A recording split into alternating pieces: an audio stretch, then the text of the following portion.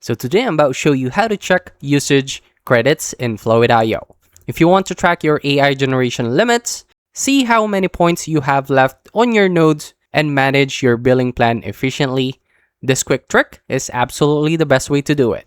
First, log into Fluid.io, open your main project canvas. Look over the bottom left of your screen where your account profile avatar sits. Click on your profile image or username to open up your quick settings and account preview channel. Next, inside the pop-up menu, look for the section labeled balance or credits. Fluid will display your exact remaining usage points right there on the screen. You can see a live counter showing how many credits you have used versus your total monthly or daily allocation. Now, if you want to see when your limits resets or upgrade your package, click on the Billing or Subscription tab. This page gives you a full breakdown of your credit usage history across different AI models. So that's it.